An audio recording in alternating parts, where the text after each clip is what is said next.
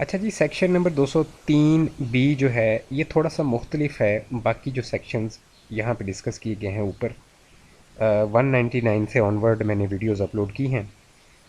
तो उनसे इसमें मुख्तलिफ ये है कि ये असेसमेंट अगर आपकी है, असेसमेंट ऑर्डर पास किया जाता है आपके ख़िलाफ़ या अमेंडेड असेसमेंट पास की जाती है, तो उसमें अगर देखते हैं कि आप जिनने कोई टैक्स जो है वो उसकी पेमेंट नहीं की, कंसीलमेंट ऑफ इनकम की है जिसके नतीजे में टैक्स पेमेंट आपने नहीं की, तो उस सूरत में कंडीशन है कि इतनी इनकम अगर एक फाइलर ने छुपाई है या इतनी इनकम अगर एक नॉन फाइलर ने छुपाई है,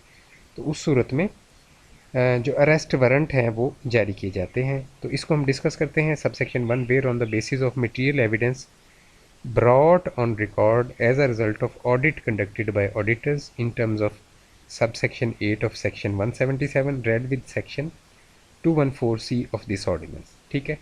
तो सबसे पहले क्या हुआ है, मटेरियल एविडेंस कोई मिला है ऑडिट के दौरान, ठीक है जी, और उसमें जो है उसके नतीजे में an assessment is made, assessment order pass किया गया है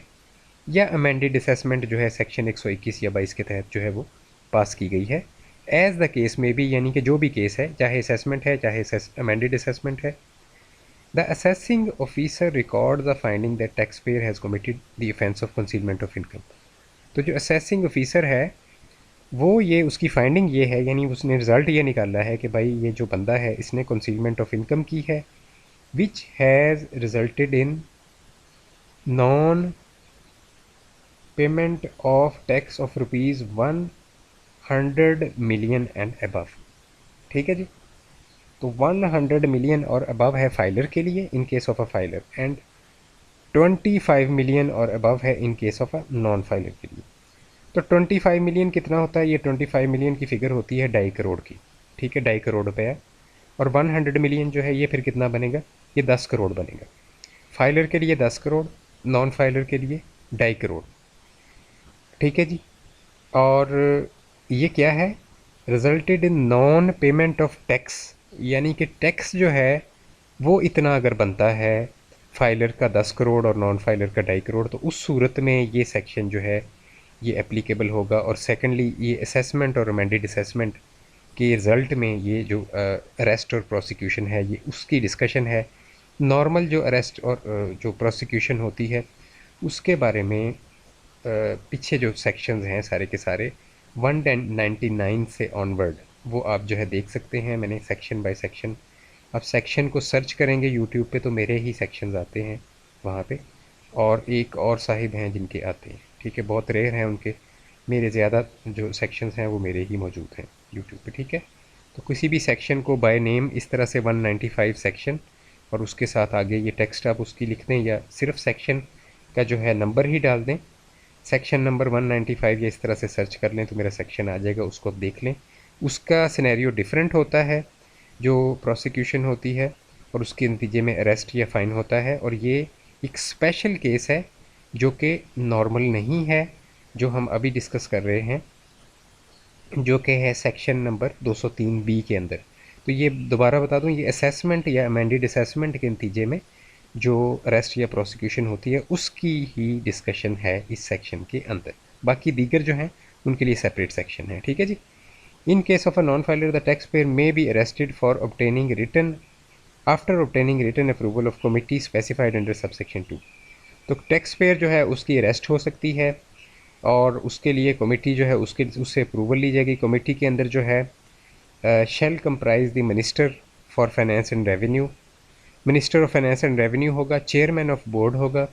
and senior most member of board होगा। 3 लोग ये शामिल होंगे। Subsection 3, all arrest made under this ordinance shall be carried out in accordance with the relevant provisions of the code of criminal procedure 1898। ठीक है जी,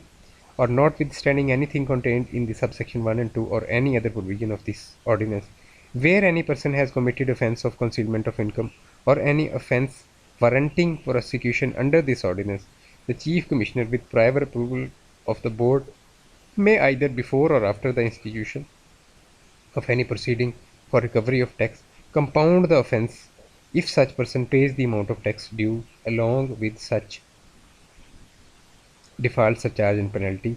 as is determined under the provision of this ordinance. ठीक है, तो commissioner के पास ये authority होती है कि वो कंपाउंड कर सकता है आपके ऑफेंस को, जो भी आपने क्राइम्स किए हैं, अगर वो मल्टीपल हैं तो उनको वो कंपाउंड करके टोटल आपको बता देगा कि टोटल आपके ऊपर जो फ़ाइन है वो कितना है, अमाउंट ऑफ टैक्स कितनी आपने देनी है। ठीक है जी, ये चीज़ यहाँ पे इन्होंने सब सेक्शन 4 में बताई है। कंसीलमेंट ऑफ इनकम अगर आप करते हैं, या any offence warranting prosecution under this ordinance, या इसके अलावा दीगर कोई भी ऑफेंस आपने किया हुआ है सेक्शन 191 से ऑनवर्ड, जितने भी हमने डिस्कस किए हैं अभी तक। ठीक है, तो commissioner with prior approval of board में आइदर बिफोर और आफ्टर इंस्टीट्यूशन ऑफ प्रोसीडिंग, यानी कि इंस्टीट्यूशन ऑफ प्रोसीडिंग से मुराद ये है कि लीगल जो आपके ख़िलाफ़ जो ट्राइब्यूनल ने या कोई स्पेशल जज ने आपको बुलाया है इनकम टैक्स अथॉरिटी की जानिब से, जिसको अथॉरिटी दी गई है, तो वो अगर आपको बुलाते हैं तो उस इंस्टीट्यूशन ऑफ प्रोसीडिंग से मुराद ये कि उस प्रोसीडिंग के होने से पहले भी कमिश्नर जो है अप्रूवल ऑफ बोर्ड के साथ जो है आपके जो क्राइम्स हैं या ऑफेंसेस हैं उनको कंपाउंड कर सकता है, यानी कि अगर मल्टीपल आपने ऑफेंसेस किए हैं तो उनको जमा करके टोटल कर लेंगे कि टोटल कितना टैक्स जो है वो आपने चोरी किया है या नहीं दिया। ठीक है, तो उसको फिर वो उसका ऑर्डर कर देंगे आपको कि इतना टैक्स और इतनी पेनल्टी है। ठीक है जी, where the person suspected of offence of concealment of income और any offence for warranting prosecution under this ordinance is a company. अब क्या है कि आप कोई भी ऑफेंस कंडक्ट किया है कंसीलमेंट ऑफ इनकम का, या सेक्शन 191 से ऑनवर्ड कोई भी आपने दीगर जो प्रोसिक्यूशन जिनके ऊपर हो सकती है वो ऑफेंस किए हैं तमाम के तमाम, तो आप क्या हैं, एक कंपनी है। तो एवरी डायरेक्टर और officer of that company whom the authorised officer has reason to believe is personally responsible for actions of the company contributing to offence of concealment of income और any offence warranting prosecution under this ordinance shall be liable to arrest. ठीक है, तो अब जो हमारा authorised officer होगा income tax department का, वो जिसको समझता है कि कंपनी के अंदर फ़लाँ बंदा है जिसकी विलिंगनेस और उसकी इजाज़त के साथ ये क्राइम जो है कंडक्ट किया गया है, चाहे वो कंसीलमेंट ऑफ इनकम है या कोई भी सेक्शन 191 से ऑनवर्ड जितने भी सेक्शन हैं अभी तक जो हमने डिस्कस किए हैं, ये सारे जो सेक्शन हैं इसमें जो भी ऑफेंसेस हैं, कोई भी ऑफेंस अगर कंडक्ट करते हैं तो उसके ऊपर अरेस्ट जो है वो कंडक्ट की जा सकती है। कंपनी के किसी भी डायरेक्टर या ऑफिसर को अरेस्ट किया जा सकता है, provided that any arrest under this subsection shall not absolve the company from liabilities of payment of tax default such as penalty impose under this ordinance. ठीक है, तो कंपनी ये नहीं कह सकती कि हमारा इन्होंने बंदा पकड़ के जेल में दे दिया तो अब हम मज़ीद कोई टैक्स अदा नहीं करेंगे।